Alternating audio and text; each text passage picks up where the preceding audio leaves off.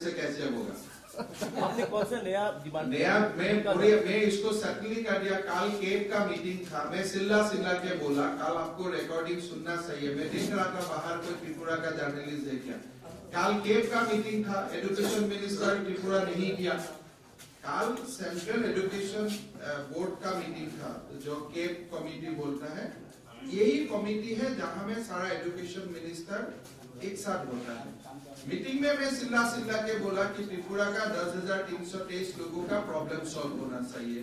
प्रकाश जी भारी मीटिंग में बोला हेमंत जी मैं सॉल्व करूंगा। तो त्रिपुरा का एजुकेशन मिनिस्टर कल इतना बड़ा मीटिंग में नहीं गया। हम लोग दोनों फाइट करता था, जल्दी हो जाता था। हमने तो बाहर नॉर्थ ईस्ट का सारा मिनिस्टर को इकट्ठा किया कि देखो त्रिपुरा का मुद्दा उठाऊंगा, आप लोग सब हमारा साथ देना। फिर हमने देखा त्रिपुरा का एजुकेशन मिनिस्टर नहीं है। तो ये जो एमपी लोग जो आपने बात किया है, वो लोग क्या बात किया पता नहीं। हम तो बहुत सिंपल बात किया, देखो ये लोग इतना दिन नौकरी किया, अभी कहाँ जाएगा? बीच रास्ता में वो लोग को छोड़ देगा तो कुछ निकालिए। देखा आप आज 1-1.5 साल नौकरी किया, नौकरी का नाम में आपका शादी हो गया, किसी ने पिताजी हो गया, किसी का बेटा हो गया, किसी ने अपना घर से दूसरा जगह में आके घर ले लिया, तो अभी कैसे चलेगा? ये लोग तो विक्टिम है ना। सीपीएम का जो कैडर को प्लीज करने का जो राजनीति है, इसमें ये लोग तो विक्टिम बन गया। तो इसलिए अमित शाह जी ने बोल के किया कि ये कैडर का प्लीज करने वाला राजनीति खत्म होना चाहिए। ये बेचारा लोग तो विक्टिम बन गया। तो कल केप कमेटी का मीटिंग में भी प्रकाश जावड़ेकर जी ने बोला कि देखो फाइल लॉ मिनिस्ट्री में गया है, हम लोग बहुत पॉजिटिव है। अगर त्रिपुरा का निर्वाचन का समय में मुझको आने का मौका मिलता है तो त्रिपुरा में भी मैं जाके बोलूंगा कि हम लोग ये बच्चा लोगों को बेघर होने नहीं दूंगा, कुछ ना कुछ रास्ता हम लोग निकालेगा। और मैं आपको एकदम गारंटी का, आसाम में भी हम जैसा बोला ऐसा कर रहा हूँ, किसी को हम लोग बिट्रे नहीं किया। कानूनन विद इन द लॉ हम लोग रास्ता निकालेगा ये लोग को मदद करने के लिए। अगर जरूरत हुआ कोई एक का अमेंडमेंट चाहिए, एक का भी अमेंडमेंट करेगा, लेकिन ये वन टाइम होगा, आगे और पीछे नहीं होगा।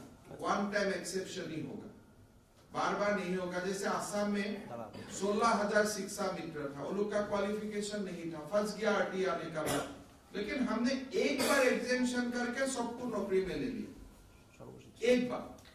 तो यहाँ में भी हम एक बार का रास्ता निकालेगा, ये हम लोग का वादा है, हमारा इलेक्शन मैनिफेस्टो में भी हो रहेगा। तो इसीलिए मैं 10,323 का शिक्षक लोगों को हम रिक्वेस्ट करना चाहता हूँ, देखो सीपीएम छोड़ दो, सीपीएम से कुछ नहीं होगा, आप अपना तरफ रहो, न्यूट्रल रहो। हम नहीं बोलूंगा बीजेपी के लिए कुछ काम करो, इसलिए हम नहीं चाहता हूँ शिक्षक राजनीति में होना चाहिए, हमारा ये सब बात नहीं है।